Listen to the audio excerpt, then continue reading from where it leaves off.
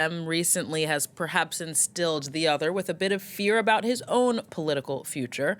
Well, after some high-profile exchanges of insults and criticisms, New York's incoming left-wing mayor Zohran Mamdani will meet President Donald Trump at the White House today. Mamdani actually requested the meeting himself in order to talk about ways to make New York City, which both he and Trump, of course, know very well, more affordable. But he said that he's indeed ready for whatever may come his way at this meeting. For more, France 24's international affairs editor Douglas Herbert joins me on set. Hi, Doug.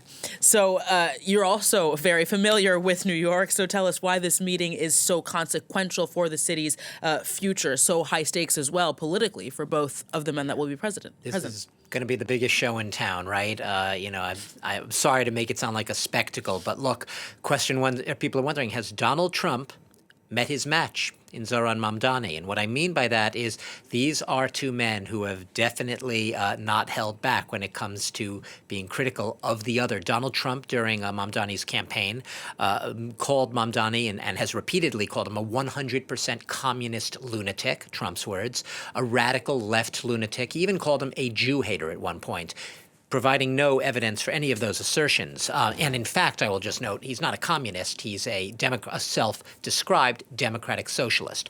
All of that aside, Donald Trump threatened during the campaign to cut off federal funding to New York, America's largest metropolis, city of 8.5 million, a bellwether for a lot of other big cities in the nation. Said he would cut off funding for New York if Mamdani was elected, and also threatened to have him arrested if Mamdani, as mayor, interfered or disrupted the operations of Trump's immigration enforcement officers, the ICE officials that we've been seeing, launching raids in other big cities in America in recent weeks and months, including Los Angeles and Chicago and now Charlotte, North Carolina, so on and so forth. Mamdani, for his part, has been very critical of Donald Trump's policies and his plans, like I said, to ramp up federal immigration enforcement in New York. New York is the city with more immigrants than any other city in America.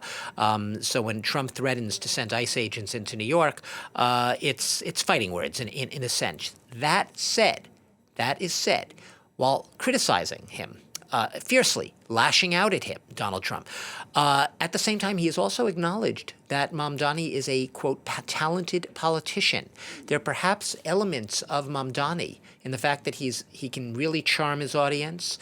He's very persuasive, even when he meets with people that have fiercely or ideologically disagreed with him. He is a talented orator, and Donald Trump seems to recognize that. These men, while they have so much not in common, they also have a lot in common. They're both New Yorkers from the borough of Queens, and they both rose to power on a populist sort of instinct, appealing on a sort of populist political pitch. So they both know how to play the political game very well for, different audiences, although Mamdani will note that they both some people voted for both him and Trump because they both wanted to have more affordable living, affordability, cost of living. Those are issues that both Trump and Mamdani on opposite sides of the spectrum played to. Now, Doug, how is Mamdani preparing for this face-to-face with a president who, of course, ideology aside, with whom he has a lot in common? Especially, I think everyone has in mind the infamous ambush, so to speak, absolutely, of Volodymyr Zelensky. Everyone Very has that in mind. Different context, but clearly a risk. You're absolutely right, Aaron. Look, no one goes to the White House these days without that image of that Zelensky clash in mind.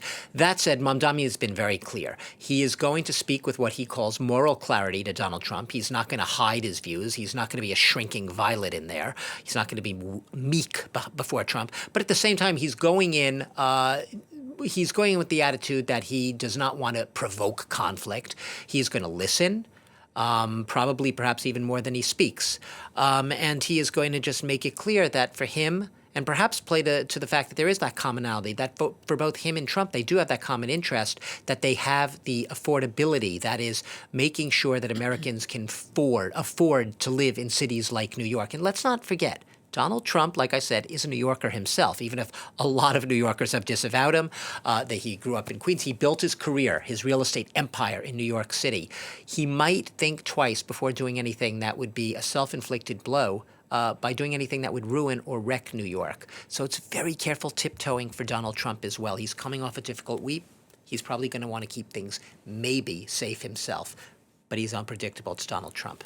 Don't want to trivialize the very Watch. important issues there we'll be discussing, but it does Absolutely. indeed feel like the next episode of a political Yeah. series or thriller. Absolutely. Douglas Herbert, thank you very much.